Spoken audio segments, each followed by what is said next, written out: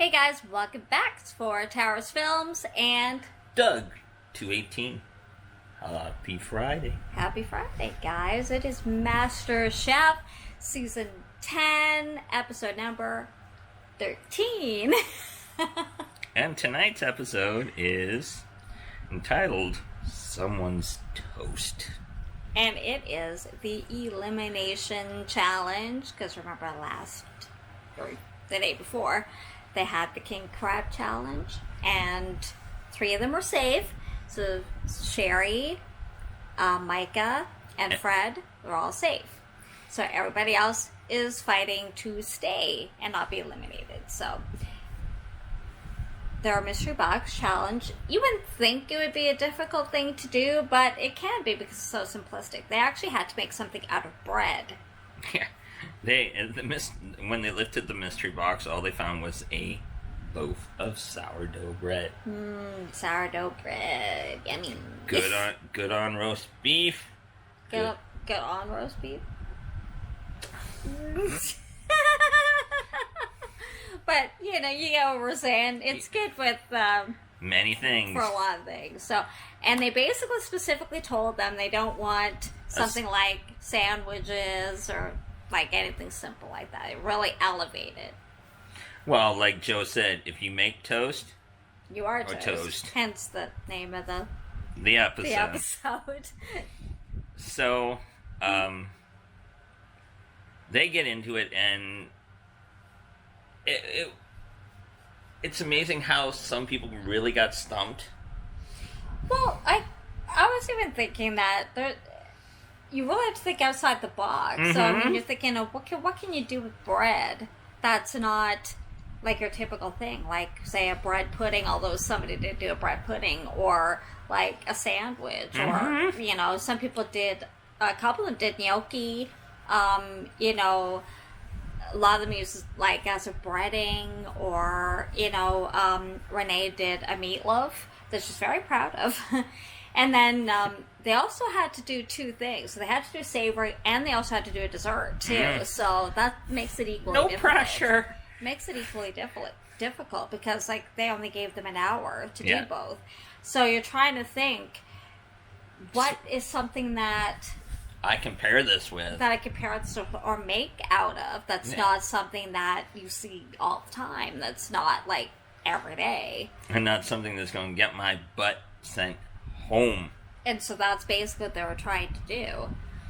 And like I said, some of them were stumped, and others I know what I'm going to do.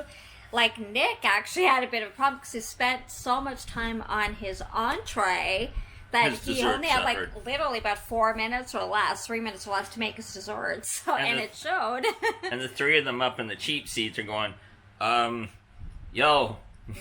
brother, dessert. Yeah. So, and like he's saying, I just got to do something that I could do in 3 minutes, and they literally only did something they could do in 3 minutes. So, and like you said, it showed basically. Like they said, it was tasty, but not MasterChef worthy. So, and they went around and they commented like he is taking far too much time. Mm-hmm. The clock's ticking away. They're talking to everybody, and they usually do.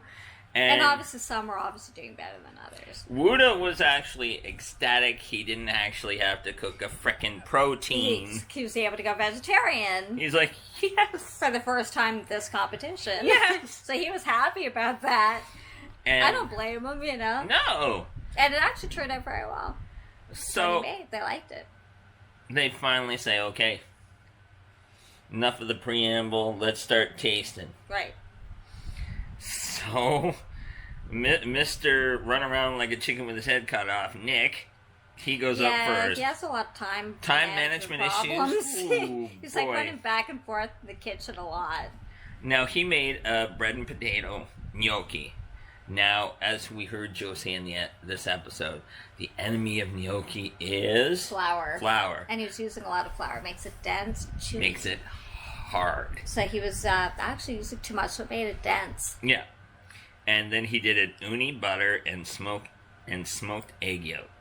So, and his dessert It looks like something you could probably get your kid to do. Well, I think it was just like... It was slapdash together. It was like cream or something. It was a brioche strawberry shortcake with a basil butter.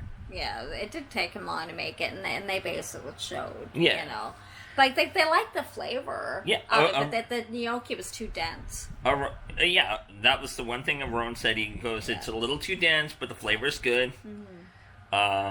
Nick says, yeah, my dessert's not up to par, and Gordon looked at him dead-eyed. Masterchef Junior. Yeah, and he's basically like, season 1. Yeah. Now, yikes. Dorian came up. Now, they watched her, she made, and this is something she's made before. She's really embracing her southern roots. You know, because this is one thing they always tell the home cooks. Embrace your identity, or embrace the style that you're wanting to put out. Right. So she says, you know what? I gotta be me. Right. So she made a pan-fried pork chop with stuffing and honey glazed carrots, turtle bread pudding with sweet cream. It looked really good. Now, to find out, she made up this dessert on the fly. She never made it before, and she made it up on the fly. Yep. Gordon said, you know, like, about the dessert, he was like, OMG, this is delicious. He goes, and if she makes it to the finals, that dessert has to be in your menu. So remember it. And Joe, who's not big on giving a lot of positive compliments, he goes, Dorian. Spoon drop. Spoon drop. Shows that they liked it. She did really well. And her pork chop was perfect. Yeah, perfectly cooked. And it even looked really pretty. You know, like and the sear on that on it. And I remember looking at her and going, oh, I want it. Yeah, it looked really good. It made you hungry to look at her too. You know? It was really good.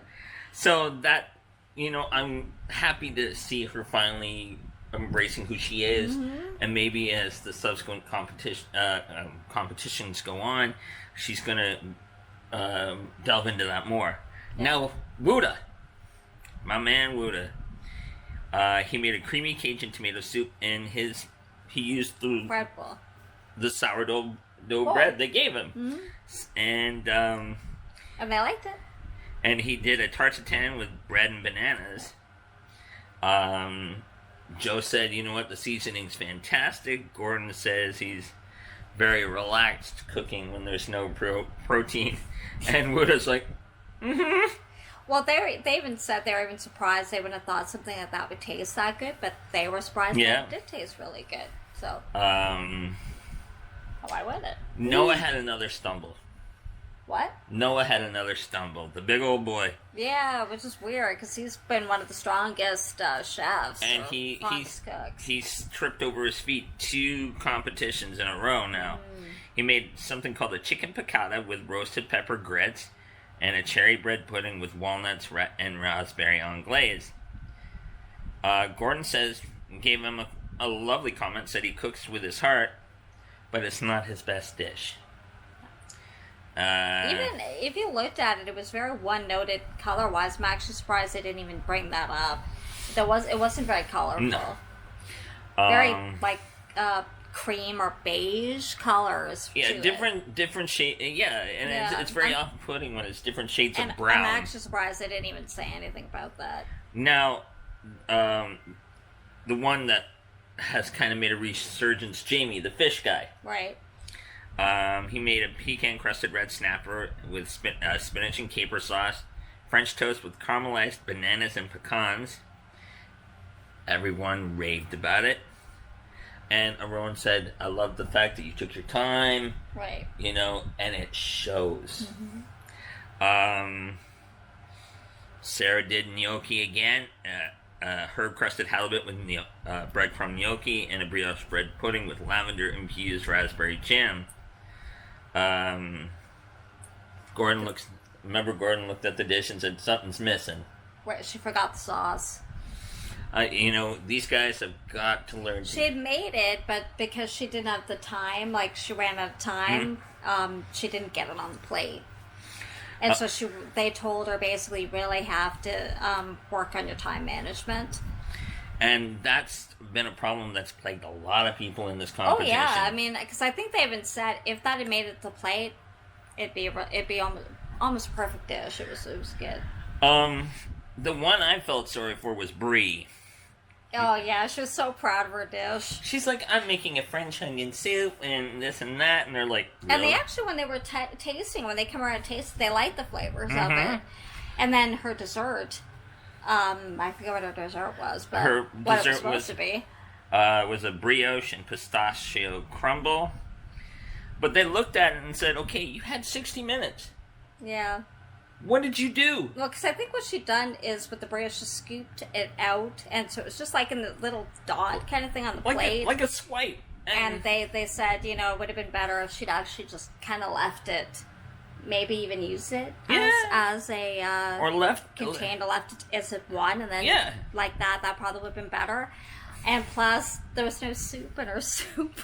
She had the bread bowl, and Joe actually literally turned it over, and there was no soup. The onions were there, but there was no soup. And like I said, Joe runs hot and cold, and when Joe wants to make a freaking point, well, I mean, it's true. There's no soup. He goes, the bread sucked it all up. So she mustn't have had much soup in there. And so poor mismanagement of time. She could have done a lot better, I think. I don't know if that was just mismanagement of time or execution problem, because the soup shouldn't have just vanished like that. So that's an execution problem too. Sam did snapper with a butter sauce and romesco potatoes. He did a cardamom spice bread pudding. Gordon loved the smell of the potatoes, the fish, but like some people, the fish was overcooked. And they said the highlight's the potatoes, but it's not a potato challenge. No, it's a bread challenge. It's a bread challenge. And Renee did meatloaf, but she was very proud of her dish too. But she made it out of beef and I think pork. But when they cut it open, on the inside, it was like that white. It looked really weird, like this white spot. And it was chunks of pork. Yeah.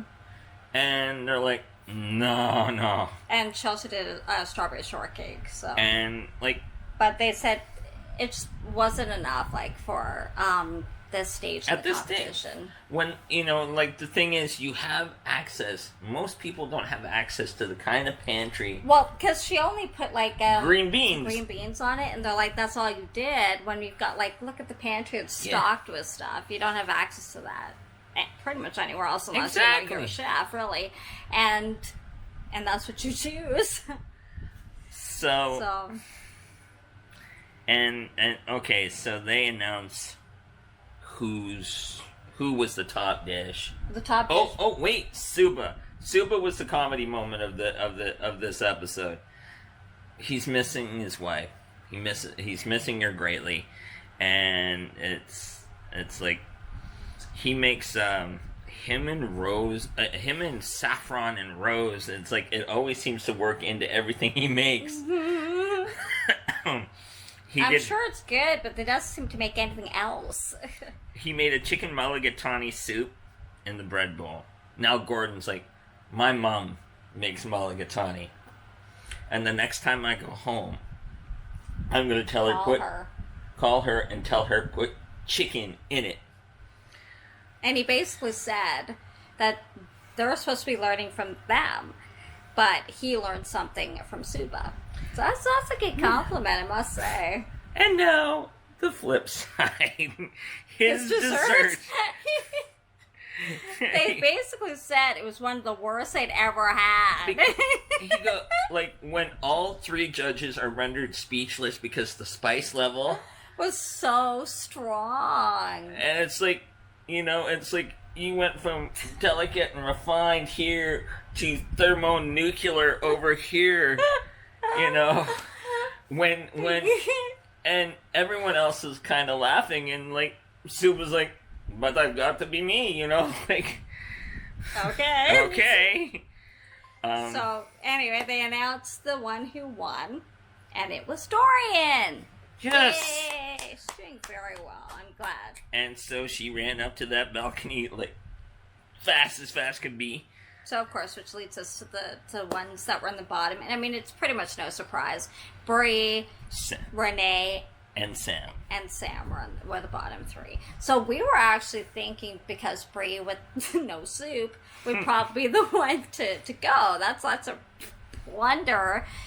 Or even Renee, but out of that, I would assume I would have said Brie. But no, it was actually Sam. It was Sam. I was actually surprised it was Sam and not Brie.